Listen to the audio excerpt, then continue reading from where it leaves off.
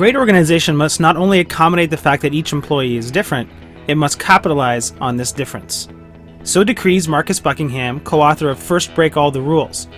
Together with his co-author Donald O. Clifton, he claims that rather than focus on addressing weaknesses of our teams, we need to exploit their talents and turn them into strengths that we can exploit. Join us for the next 10 minutes to find out the reasons behind this conviction. Lesson number 1. The structure of strength. Only 20% of employees working in large organizations feel their strengths are being utilized every day. Even more concerning is that the longer they stay with a company, the more entrenched this feeling becomes. This goes back to what Buckingham stated in his earlier book. Organizations are built on 2 false premises. 1, we can all become competent in anything. And 2, our growth potential is in our biggest weaknesses. With a false focus on what we cannot do, we spend little or no time on what we can do better. Buckingham believes great managers do the opposite. They recognize that each person's talents are unique, and they see this as a key area for growth. So what is a strength?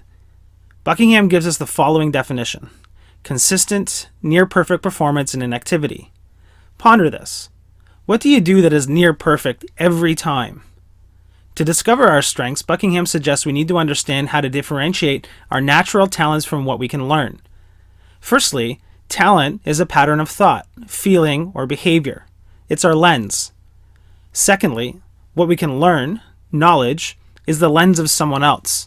To create strength, we need to be able to separate the 2 perspectives, then pull them together into one, the associated skill.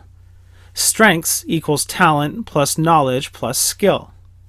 Although it's possible to develop strength without full knowledge or skill, often described as being a natural, it is never possible to fully possess a strength without talent. Let's look at each ingredient in a bit more detail. Lesson 2. Knowledge in 2 parts. There are 2 kinds of knowledge: factual knowledge, data, statistics, facts, and truths. And the second type of knowledge is experiential. It's knowing, as a child, not to touch a hot stove after having burned fingers. It's knowing that a good relationship with a VP's secretary can increase access.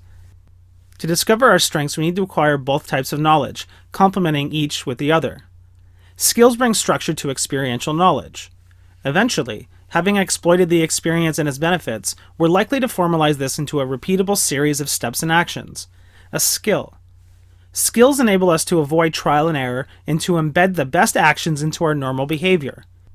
If you learn a skill, it will help you get a little better, but it will never turn into a strength without the third ingredient: talent. Buckingham defines a talent as a repetitive collection of thoughts or feelings that can be used to deliver a beneficial outcome. If you're competitive, it's a talent. If you are persistent, it's a talent. If you're obstinate, it's a talent. Yes, even negative traits, if relevant to the position, can be talents. Every day at work we have decisions to make, and talents dominate this decision-making. We are not able to externalize every decision we make in a day. Our talents are our brain's natural connections, what we do without thinking. That's why teaching a skill to someone will never have the same success as someone who has the talent. Our talents are hidden within our natural reactions and are therefore hard to detect and define. To pinpoint these talents, therefore, we need to look at ourselves in a different way. Lesson 3. Signposts to strengths. As we've identified, talent is a key component of strength. So to find our strengths, we must first find our talents. Buckingham suggests we should monitor our spontaneity. How we react to situations and challenges around us reveals the source of what we do naturally and how we handle things. Buckingham also suggests we consider our yearnings. If given the choice, what would we do? Yearnings pinpoint our underlying drive. No matter how much we may be kept apart, we return to those preferences. Another way of identifying talent is to consider your learning outcomes. What have we studied, practiced, or have been coached that we're able to pick up quickly? If we look at fast learning, there must have been something behind its rapid attainment, probably talent. Finally, Buckingham suggests we look at our satisfactions. What do we do at work that gives us the most pleasure? What is the underlying practice behind the reward? What makes us happy at work? Behind these satisfactions will be a latent talent, the foundation to future fulfillment. Here's a simple rule of thumb. If you're doing something and you're thinking how much longer it will take, this is not a talent. On the other hand, if you're thinking how can you do this again, then a talent is present. Lesson 4. Snags to succeeding with strengths. No matter where you live in the world, there's one common thing that gets in the way of our success: our weaknesses and the underlying belief that we should focus on their elimination. For many of us, the fear of our weaknesses significantly overshadows our confidence in our strengths. Many of us may put this down to ego control. We don't want to appear egoistic by bigging up our strengths. We may also be reluctant to promote our strengths because we think they're not much to write about. Instead, as in a resume for a job, we stress what we think the audience would like to hear. What we must do is remove ourselves from this internalized lens and visualize our capabilities from the outside, and see ourselves as others see us. If our weaknesses have some relevance to our work, we need to identify it as a skills weakness, knowledge weakness, or talent weakness, and then come up with a remedial plan. Here are Buckingham's resolution strategies. Number 1. Get a little better at it. If we can move 1 or 2 steps closer to competency each time we come across the weakness, then eventually that weakness will disappear. 2. Design a support system. Find a system that stops you worrying about your weakness, and then free up your time to practice and exploit your strengths. 3. Use a strength to counter a weakness. Are you more efficient in the morning? Do you have difficulty in making decisions? A strength and a weakness. Put them together and make decisions in the morning. Strength wins, weakness loses. Whatever your weakness, we're likely to have a strength that can overcome the deficiency and erase it from our day. Number 4. Find a partner. Are you good at analysis but poor at presenting the findings? Find a partner that is the opposite, poor at analysis and good at presenting. The partner may likely exist within your work environment, or they could be external. Becoming yin to the other's yang makes a win-win for both parties. Number 5. Stop. Stop getting involved with the weakness. Ask the question, do I really need to be doing this? Give the responsibility to someone else.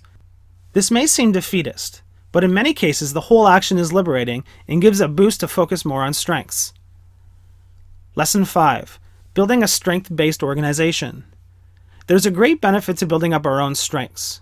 Now imagine everyone in our organization could play to theirs too. Buckingham believes this is the differentiator for organizations. Since each person's talents are everlasting, we should spend a great amount of time and effort in finding strength holders in the first place, rather than recruiting those without and hoping training can deliver. Buckingham suggests we should build a strengths-based hiring system. Here's how. 1. We need to build our selection system around an instrument for identifying talent. This may be some form of psychometric test, or even Buckingham's own Strength Finder system. You'll need to read the book in full to discover its findings. Used properly, it's a consistent benchmark for evaluation and comparison. 2. We need to calibrate our system by studying our best performers.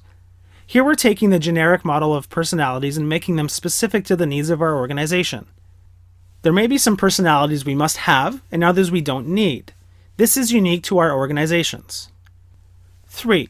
We need to teach the language of talent throughout our organization. When people talk of staffing needs, they should use a common language attuned to the system. 4. We need to build a theme profile for our entire organization. What does a company person look like? We can all recognize the characteristics of a Southwest Airlines staffer. Can we do the same for our company? After all this effort, we need to ensure its upkeep by aligning our performance metrics to talent. We need to figure out the right way to measure the desired performance. Buckingham suggests we refer to the 12 outcomes covered in Break All the Rules as a good benchmark. We covered these in an earlier summary and it's worth a reread. Secondly, we need to introduce a performance scorecard for every employee. Why? Despite strengths being individual, we still need common controls and assessment to ensure efficiency. By having a balanced scorecard for each employee, we can assure we address each of the areas that provide the biggest impact. Finally, we need to ensure strengths are the focus of every employee supervisor discussion. A permanent focus on strengths ensures we don't fall back into the weakness mitigation trap. To summarize, find and play to the strengths of your team. You'll only make your business stronger.